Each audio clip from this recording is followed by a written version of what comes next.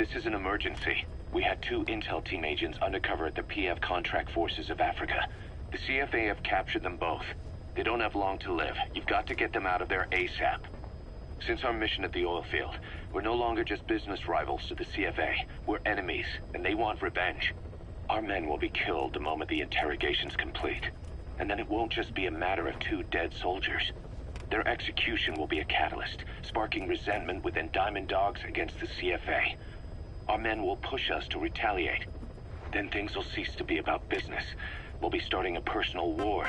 That's not what we set out to do. The 2 men are being held in Kaziba camp. Hurry, boss. They're counting on you. Don't let them down.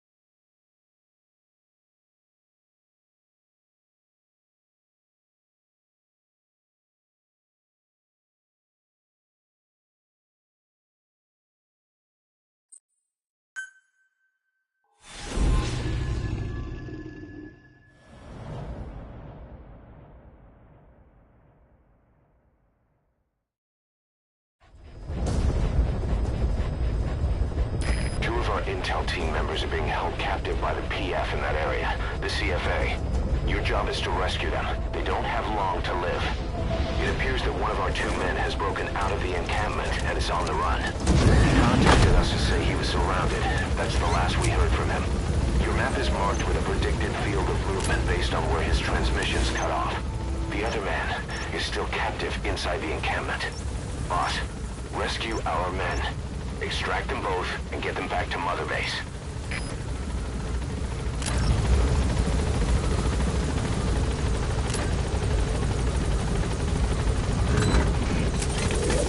Be careful down there, boss.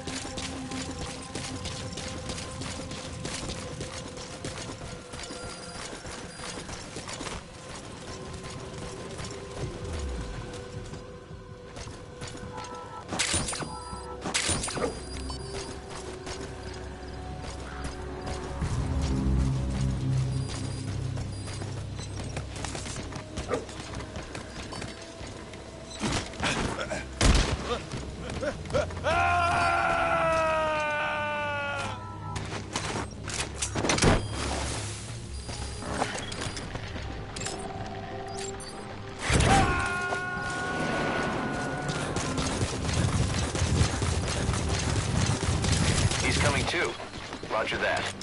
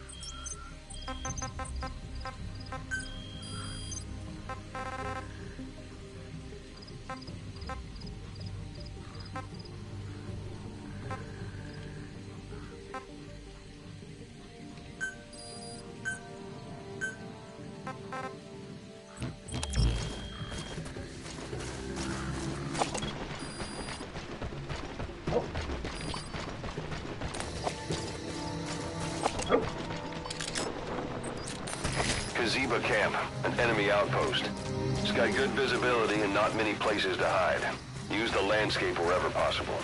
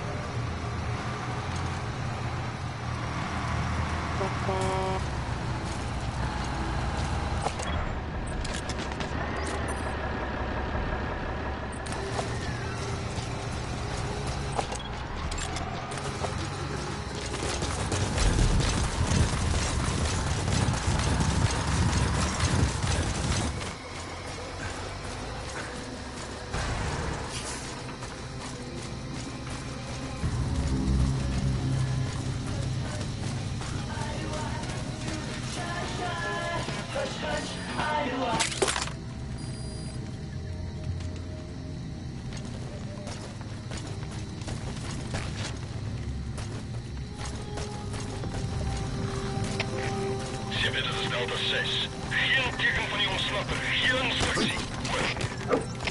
Reserve weer. Begrijp. 2 af. Gezellig is zoektocht. Keer terug naar jouw posten. Uit. Talk. Where are your friends?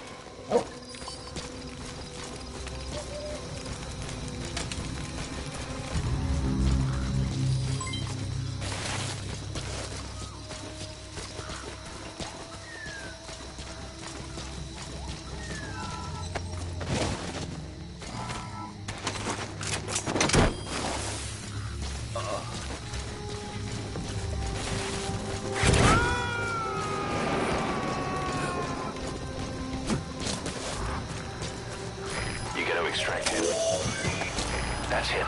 That's the target. He's injured. Looks half-starved, too. There's no way he can stand the shock of a Fulton extraction. Get him out by chopper.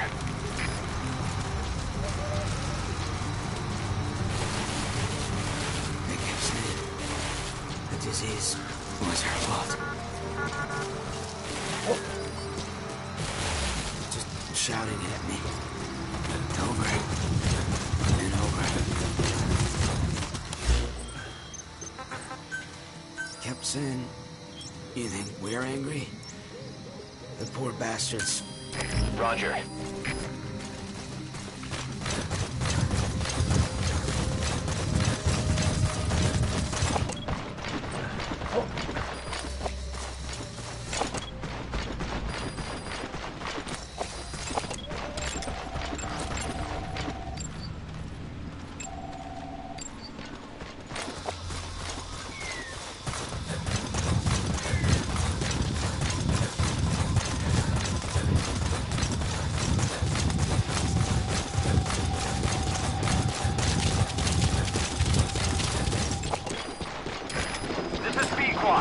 Arriving shortly at LZ.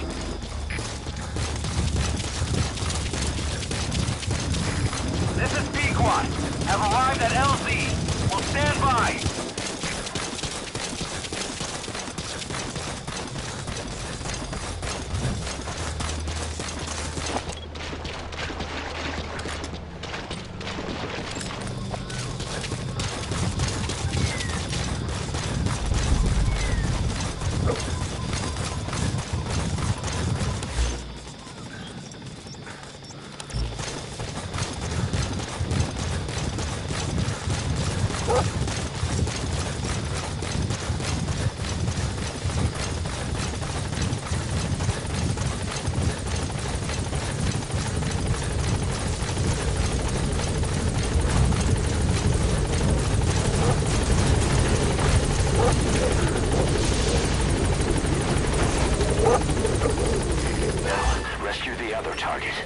Head for the forest to the north of the encampment.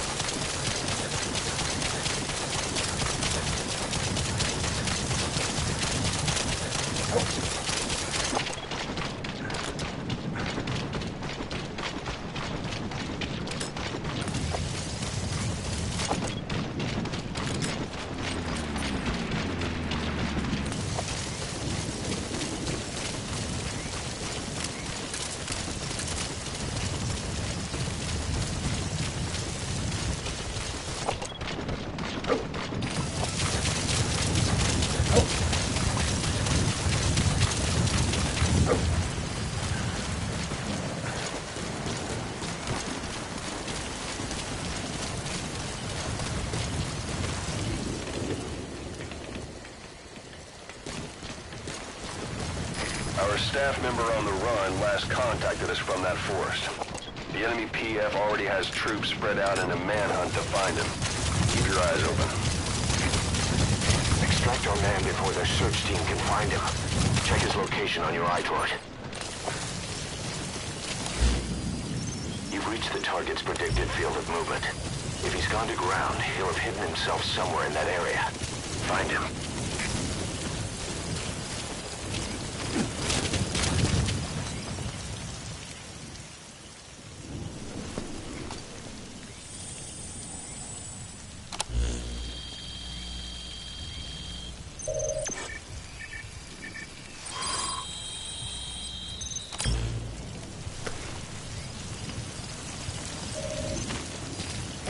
Target's transmitter.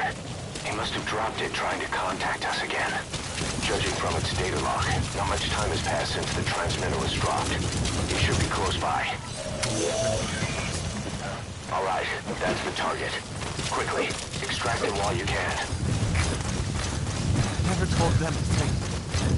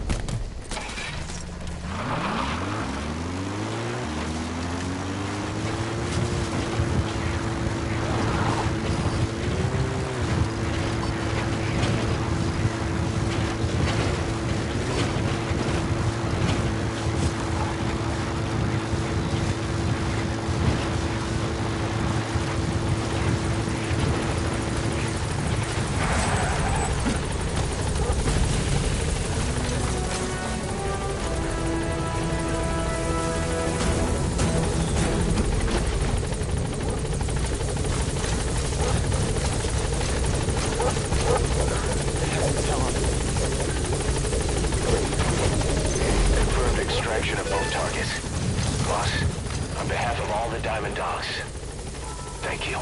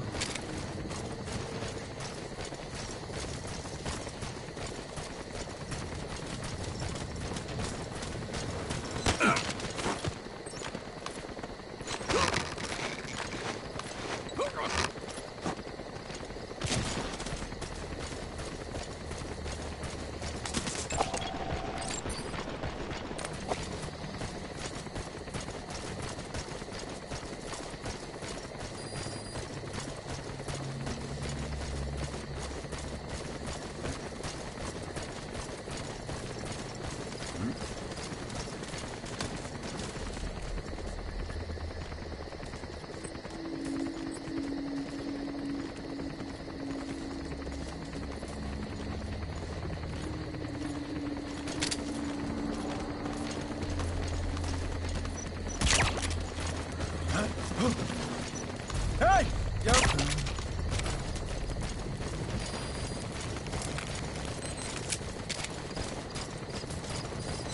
That's it. You've made it out of the hot zone. No sign of the enemy. Mission complete, boss.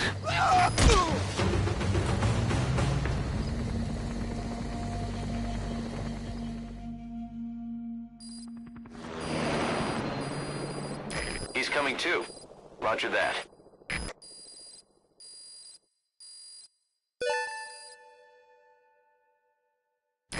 Amazing. Mission complete. That right there is why you're the best, boss. The one and only.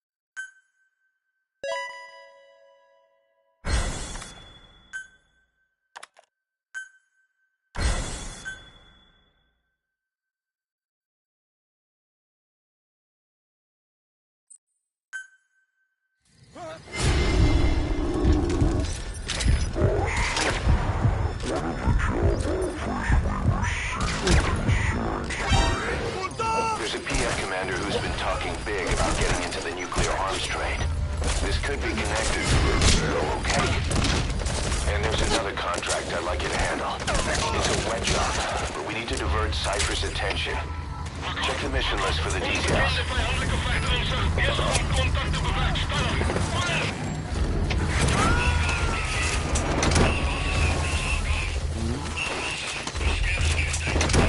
He's coming soon. Roger that.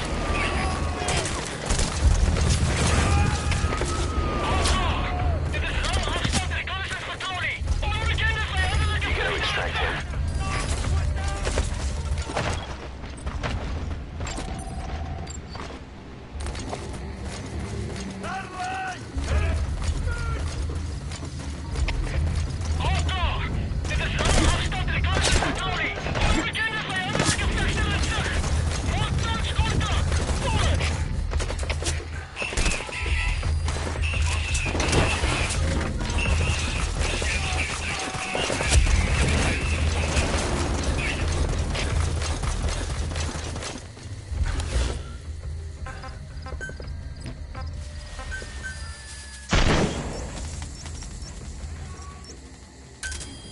Roger.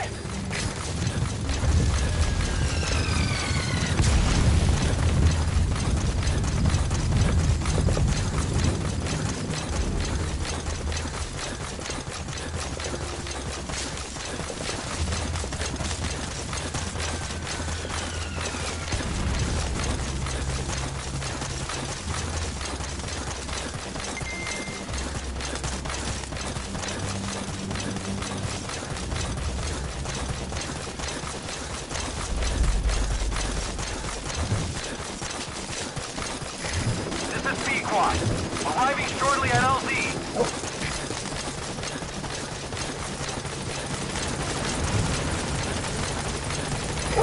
This is P-Quad. Have arrived at LZ. Will stand by.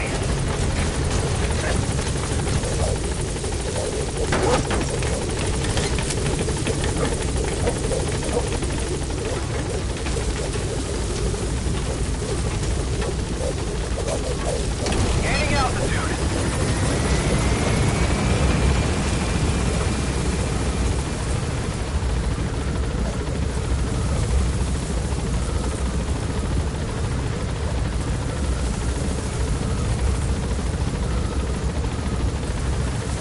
Departing.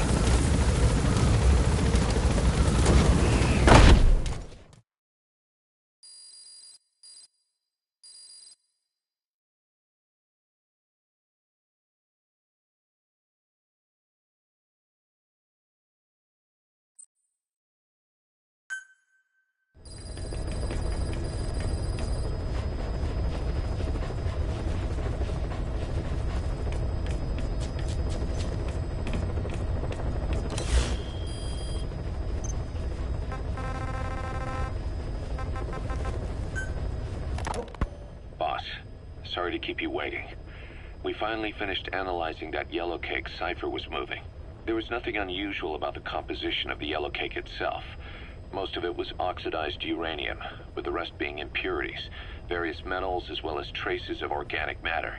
What's interesting is the composition of these impurities. When we checked them against the impurities found in the copper ore, it was clear the yellow cake didn't come from Shinkolobwe, meaning they went to the trouble of mining two sources of uranium, then transported them together in different states. Another thing, we detected a very thin layer of highly enriched uranium in the middle of the yellow cake. Now that is very interesting.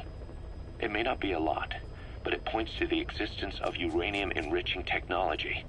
After all, yellow cake can't naturally produce highly enriched uranium. If they could mass produce this, they'd be just one step away from a gun barrel type nuclear bomb. But uranium enrichment requires advanced technology and a large-scale facility. If that kind of place existed in Zaire, the Soviet Union wouldn't sit idly by. And there's another question. Where were they transporting the yellow cake and malachite uranium? The first place that comes to mind is South Africa. The government was supposed to have abandoned nuclear weapons development after caving to international pressure. But rumors persist that it's continued in secret. Plus, CRS were escorting the truck, and they're based out of South Africa. And then South Africa does have an abandoned test site. If Cypher's involved with nuclear development in South Africa. But how would that fit with their weapon to surpass Metal Gear? We need more information. Shinkolobwe. There's a name I haven't heard in a while. The U.S. bought a lot of uranium from Shinkolobwe mine during World War II for the Manhattan Project. They even sent a squad from the Army Corps of Engineers to reopen the mine after it was flooded. That's how good its uranium must have been. With that, the world's first nuclear test was a success. Shinkolobwe uranium might have been used in the Hiroshima and Nagasaki bombs too.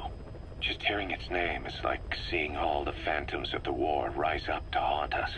But all the uranium's dried up, and the mine's been closed for years. So someone reopened it. Right. Zero-risk security seized control of the area and were forcing locals to work in it. And the Zairean government was getting a slice of what they took in exchange for looking the other way. Mobutu has to finance his tastes somehow. He'll gladly sell the rights to some old mine.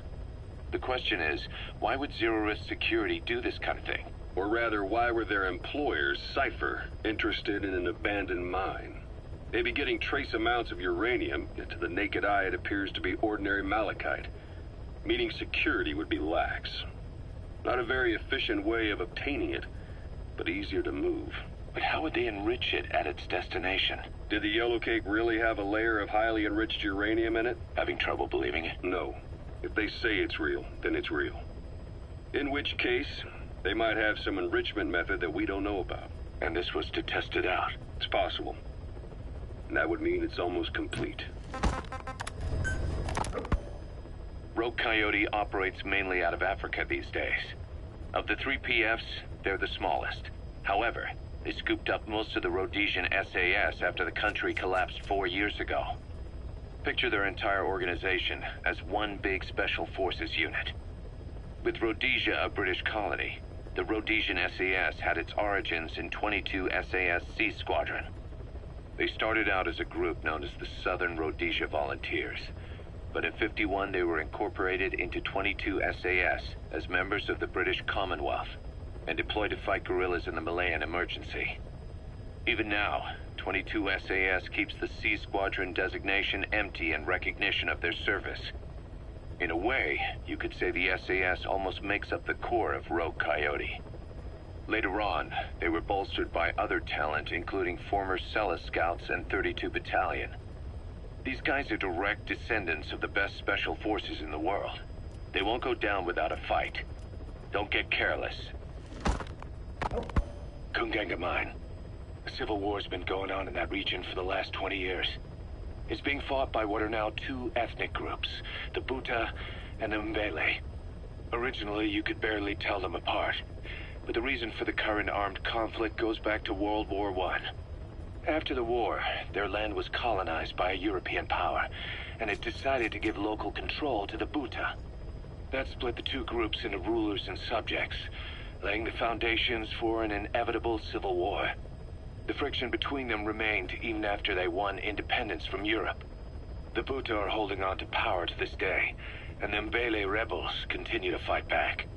The conflict is funded by locally mined gold, rare metals, diamonds. They've used the money from those to arm themselves, buy oil, and even hire PFs. The Buta administration owns the mining rights to Kunganga Mine. But most of the laborers are Mbele, who they've taken prisoner. The product they've gouged out of their land is bought up by cheap Western corporations. And the civil war is fueled by the profits. That's how it goes. One country's people is split apart by another country. Then the 2 groups tear up their own land for money in order to fight each other. Now this civil war started by a foreign power is the norm, and it's sucking up all the country's resources. PFs are just the same. They follow the money, taking war with them wherever they go. That goes for us too. It's an endless river of bloody retaliation, and we're standing downstream. Should we make a stand and staunch the flow? Or wade in amongst the corpses and make a bigger splash than the rest? We'll follow your lead, boss.